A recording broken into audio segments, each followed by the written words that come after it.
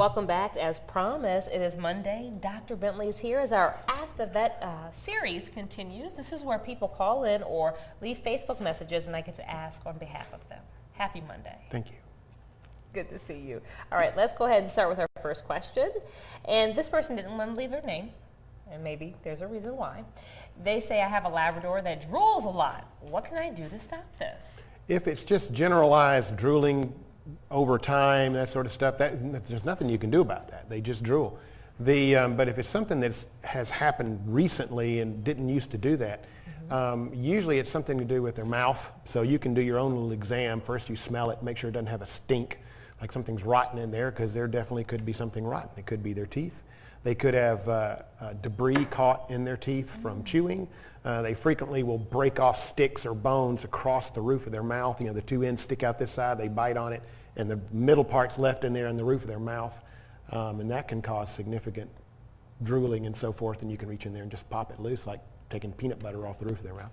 So there are several things that could be, you know, and if you can't find anything, and this is just something the dog has always done, I'm sorry, there's just nothing you can do about that. But if it's something as quick as just popping out of the roof of their mouth, they will give you a toothy smile. That's right. Here's Peggy's question, Dr. Bentley. She wants to know, I have a dog that sheds a lot. What can I do to stop that? A lot of times it can have to do with the diet. You need to make sure that your dog food is fresh. A lot of the oils and that sort of stuff that will help your dog's hair coat turn rancid if the food is just sitting in the sack for a long period of time. Now they put lots of different kinds of chemicals and preservatives in there to try to prevent that, but eventually that is going to wear off. And so if you've got a little dog and you're buying 20-pound dogs, excuse me, bags of dog food, then you need to start buying the small bags so that you can feed it before it all doesn't really spoil. It's not like it's going to make them sick. They just lose some of the stuff they need. So don't get caught up in the coupon that you may have that may, long run affect your pet. Okay, so Karen wants to know, Dr. Bentley, I have a 5-year-old Yorkie, and every time I leave the room, he barks. What can I do to stop this? That is what is known as separation anxiety, and that is very common in any breed dog.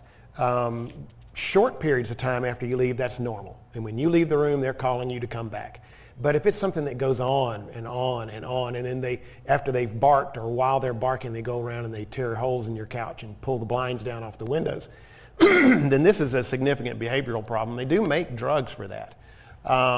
And some of them work very well. Others that don't work, there's a whole range of them. You can use some of the human drugs for antidepressants, work well for that. So talk to your vet about that. There are options for that. There are drugs if it's an ongoing long-term problem that the dog just will not calm down after you leave. All right, Dr. Bentley answering your question. Thank you, sir. There's a look at where your office is. We have more information, of course, on our website. And for the person who had one more question, I'll ask Dr. Bentley and post that on Facebook so we take care of you. You had the question about mating. All right, quick break. Back after this.